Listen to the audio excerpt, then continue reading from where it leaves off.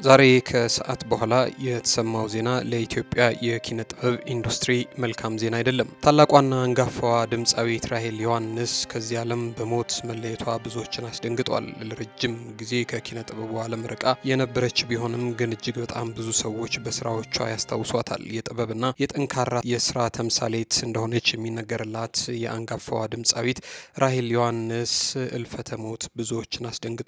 በተለይም ደግሞ በእሷ ዘመን የነበሩ ና ስራዎቿን የሚያስታውሱ ሰዎች እጅጉን የደነገጡት። እንግዲህ ሰኔ ከገባ በኋላ በኢትዮጵያ የኪነ ጥበብ ኢንዱስትሪ ውስጥ ጉምቱ የሚባሉ ሰዎች ከዚህ ዓለም ድካም አርፈዋል። ሰላም ጤና ይስጥልን። የተወደዳችሁና የተከበራችሁ የጊዜ ሚዲያ ቤተሰቦች እንዴት አላችሁ? ዛሬ በኢትዮጵያ የሙዚቃ ታሪክ ውስጥ ስማቸው በቀዳሚነት ከሚነሱ በድንቅ ድምጻቸው በተወዳጅ ስራዎቻቸው የብዙዎችን ልብ ካሸነፉ አንጋፋ አርቲስቶች መካከል አንዷ እንደሆነች የሚነገርላት እጅግ በጣም ጠንካራና የጥበብ ሰው እንደሆነች ልፍ ሲልም ደግሞ የስራ ባህሏ ለብዙዎች ምሳሌ እንደሆነ የሚነገርላት ጥበብና ጠንካራ የስራ ባህልን አጣምራ የያዘችው ከድምፃዊነትም ባሻገር በመስተንግዶ የስራ ዘርፍ ጉልህ አሻራ እንዳሳረፈች የሚነገርላት ስኬታማዋ የስራ ሰው ድምፃዊት ራሄል ዮሐንስ ከዚህ ዓለም ማለፏን ተከትሎ ስለሷ የምንነግራችሁ ጉዳዮች ይኖራሉ። እስከ ፕሮግራማችን ፍጻሜ ድረስ አብራችሁን ቆዩና መሰናዷችንን ተከታተሉልን። በቆይታችሁም ጊዜ ሚዲያን ሼር፣ ላይክ፣ ሰብስክራይብ፣ ኮሜንት እያደረጋችሁ ቤተሰብ እንድታደርጉን በትህትና ጠይቅን። ክበሩልን። የ2 ሚሊዮን ብር ቅናሽ ሊጠናቀቅ ውስን ቀናት ቀርተውታል። ልብ ይበሉ፣ ይህ ቅናሽ ለ20 ሰዎች ብቻ የወጣ ነው። እድለኛ ከሆኑ ቤት ሲገዙ ሱቅ በነፃ ይወስዳሉ።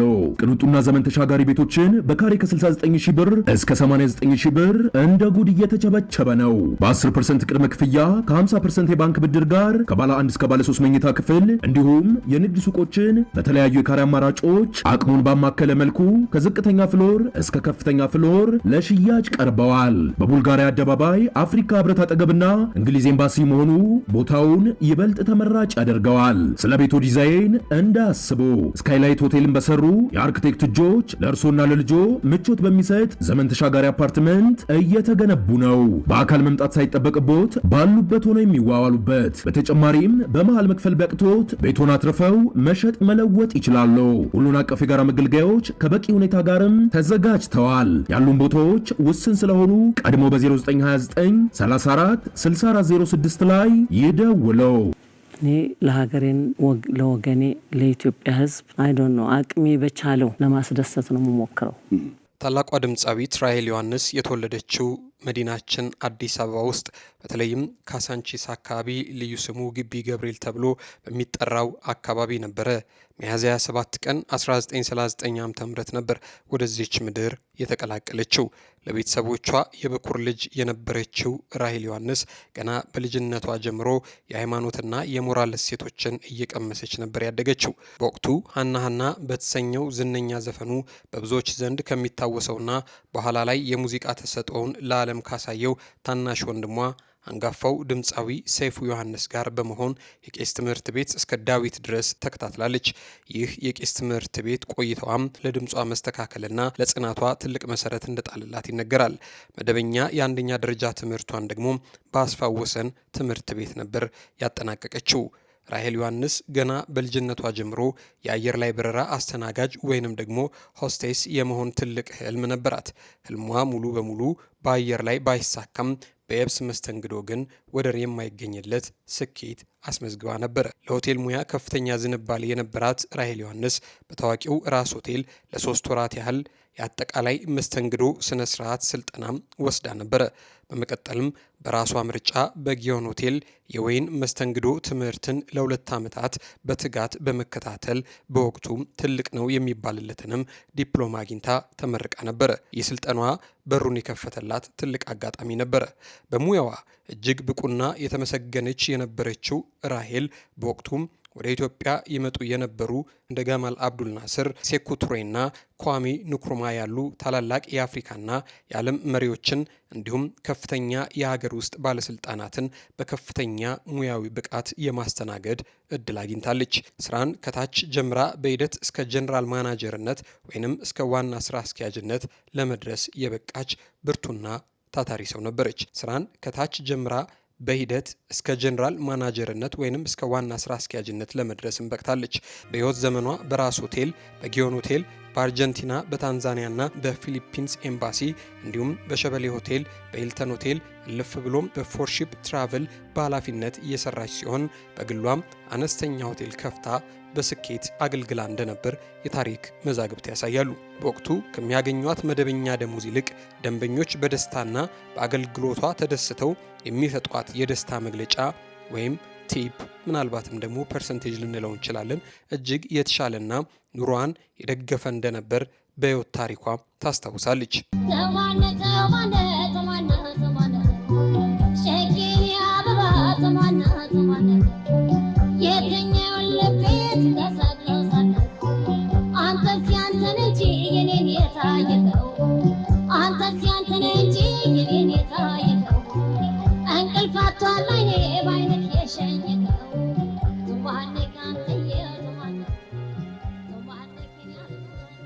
ወደ ሙዚቃው ዓለም የመግባቷን ጉዳይ ስንመለከት ደግሞ የአርቲስት ራሄል ዮሐንስ ወደ ሙዚቃው ዓለም የመግባት ጉዞ የጀመረው ፍጹም ባልታሰበ አጋጣሚ ነበር። አንድ ቀን ድምፃዊ ከተማ መኮንንና ሌሎች አንጋፋ የጥበብ ሰዎች በቤቷ ተገኝተው ምግብ ከተመገቡ በኋላ በጋሽ ከተማ አጋፋሪነት ጨዋታው ይደራል። ጋሽ ከተማ ማሲንቆውን ሲያስተካክልና ሲጫወት ራሄል ሳታስበው አብራው በድንቅ ድምጿ ማንጎራጎር ጀመረች። በድምጿ ቃና ውበትና ዜማ የተደነቁት እንግዶች የምግብ ቤቱን ስራ ትታ ወደ ሙዚቃው እንድትገባና ድምፃዊ እንድትሆን ትልቅ ማበረታቻና ግፊት አደረጉላት። ይህ አጋጣሚ ነበር እንግዲህ ለኪነ ጥበብ ህይወቷ ታላቅ መነሻና በር ከፋች የሆነው ክስተት። ወደ ስራዎቿ ስንመለስ ደግሞ እንዲህ ካለው የሆቴል ንግድ ወጥታ በአጋጣሚ የተገኘውን ድምፃዊነቷን ተከትላ ሄዳ የመጀመሪያ አልበሟን ስትሰራ በ1970ዎቹ መጀመሪያ በተለይም በ1973 ምናልባትም 74 ዓ.ም አካባቢ አንቺ ባለድሪ የተሰኘውን የመጀመሪያ አልበሟን ከሌላው አንጋፋ ድምፃዊ ሻምበል በላይነህ ጋር በጋራ ወጣች። ለዚህ ታሪካዊ ስራዋ በአምባሰል ሙዚቃ ቤት የ10,000 ብር ክፍያ የተፈጸመላት ሲሆን አልበሙ በታዋቂው የግጥም ደራሲ ይልማ ገብረአብ ግጥምና በአበበ መለሰ ዜማ የተዋቀረ እጅግ ተወዳጅና ድንቅ ስራ ነበር። ታዲያ ለዚህ ስራዋ የተከፈላት 10,000 ብር ደግሞ በወቅቱ በእጅጉ መነጋገሪያ ነበር። ሌላኛው ደግሞ በ1983 ዓ.ም ከታዋቂዎቹ የሀገር ባህል ተጫዋቾች ከባህሩ ቀኝና ከኤርጋ ዱባለ ጋር የሰራቻቸው ዘፈኖች በህዝብ ዘንድ በከፍተኛ ደረጃ ተወደዱላት። እንደ አራዳ፣ ትዝታ፣ ሚኒሊክና ሀገሬ ኢትዮጵያ ያሉ ዘፈኖቿ ዛሬም ድረስ በየቤቱ የሚደመጡና የማያረጁ የሙዚቃ ስራዎች ናቸው።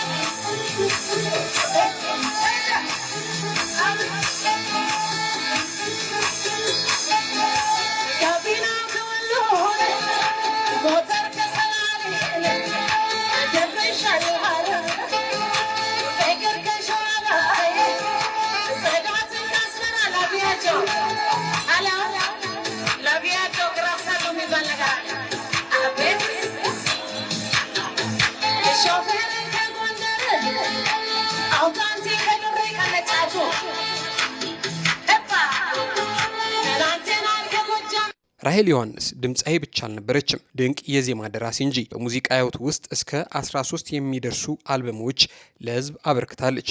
የራሷን ዜማ ድርሰት ተጠቅማ የሌሎችን አንጋፋ አርቲስቶች ስራዎች አድሳ የተጫወተችበት ብቃትም እጅጉን የሚደነቅ ነው። በነገራችን ላይ ድምጻዊት ራሄል ዮሐንስ ከዘፋኝነቷ ባሻገር የዜማ ደራሲም ጭምር ነበረች። ለአብነት ያህል ሚኒሊክ፣ ጀግናው ሰራዊት፣ እንደ ኢየሩሳሌም ለአስናቀች ወርቁ የሰጠቻትና በድጋሚ ራሷ ያዘመችውን ማለታችን ነው። እንዲሁም ሌሎች ዜማዎችን ደርሳለች። የመጨረሻ ስራዋ ዘናበል የሚል አልበሟ ሲሆን በያሬድ ተፈራ የተቀናበረ ነበረ። ሚኒሊክ፣ ጀግናው ሰራዊትና የታዋቂዋን አርቲስት አስናቀች ወርቁን ስራ በራሷ ዜማ ያደሰችበት ኢየሩሳሌም የተሰኘ ዘፈኗ ተጠቃሽ የዜማ ድርሰቶቿ ናቸው። የሙዚቃ ጉዞዋን ራሄል በስራ በጥበብ ስኬታማ እንደነበረችው ሁሉ በቤተሰብ ህይወቷም ጠንካራና አርያ የምትሆን እናት ነበረች። የሁለት ወንድና የአራት ሴት ልጆች በጠቅላላው የ6 ልጆች እናት ስትሆን በርካታ የልጅ ልጆችንም ለማየት የበቃች አንጋፋ ሰው ነበረች። ልጆቿን በጥሩ ስነ ምግባርና በዲሲፕሊን ለማሳደግ ያሳየችው ጽናትና ተጋድሎ በወቅቱ በሰዎች ዘንድ በግጥም ጭምር እንዲህ ተብሎ ተመስክሮላት ነበረ። አዝማሪ ይሏታል ራሄል ሆዴነ፣ አዝማሪ ይሏታል ጭንቄ ራሄልን፣ ልጆች ለማሳደግ ያደረገችውን ሲሉ ገጥመውላታል። ይህ ግጥም የሚያሳየው ታዲያ ማህበረሰቡ ለጥበብ ሰዎች የነበረውን የተሳሳተ አመለካከት ሰብራ ልጆቿን በኩራትና በጠንካራ እናትነት ያሳደገች ድንቅ ሴት መሆኗን ለማሳየት ነው። የአንጋፋውን ድምፃዊት የራሄል ዮሐንስን እልፈት ተከትሎ የተሰማቸውን ልባዊ ሐዘን ከገለጹት መካከል ድምፃዊ ቴዎድሮስ ካሳሁን ወይም ቴዲ አፍሮ እንደዚህ ሲል በግል የማህበራዊ ትስስር ገጹ ላይ አስታውቋል። በአንጋፋዋና በተወዳጇ ድምፃዊት ራሄል ዮሐንስ ህልፈተ ህይወት የተሰማኝን ልባዊ ሐዘን እየገለጽኩኝ ለቤተሰቦቿና ለወዳጅ ዘመዶቿ እንዲሁም ለመላው የሙያ አድናቂዎቿ በሙሉ መጽናናትን እመኛለሁ። ነፍስ ይማር። ኢትዮጵያ ለዘላለም ትኑር። ፍቅር ያሸንፋል። ቴዎድሮስ ካሳሁን፣ ቴዲ አፍሮ። ውድ የጊዜ ሚዲያ ተከታታዮች አንጋፋዋና ተወዳጇ ድምፃዊት ራሄል ዮሐንስ በስራና በጥበብ ዓለም የኖረችበትን ህይወት አጠናቃ ከዚህ ዓለም በሞት መለየቷ ለኢትዮጵያ የሙዚቃ ኢንዱስትሪና ለሀገር ትልቅ ኪሳራ ነው። ሆኖም ግን ስራዎቿ የህይወት ታሪኳና ያሳየችው ጠንካራ የስራ ባህል ለዘላለም ሲታወሱ ይኖራሉ። ለቤተሰቦቿ፣ ለወዳጅ ዘመዶቿና ለአድናቂዎቿ በሙሉ መጽናናትን እንመኛለን። ፈጣሪ ነፍሷን በቀኝ ያኖር ዘንድ ደግሞ ምኞታችን ነው። ስለ አርቲስት ራሄል ዮሐንስ ያላቸውን ትዝታና የምትወዱትን ዘፈኖቿን በኮሜንት መስጫው ላይ አሳርፉልን። ቪዲዮውን ላይክ፣ ሼር፣ ሰብስክራይብ፣ ኮሜንት በማድረግ ቤተሰብ አድርጉን። ለቻናላችን አዲስ ከሆናችሁ ሰብስክራይብ ማድረግ አትርሱ።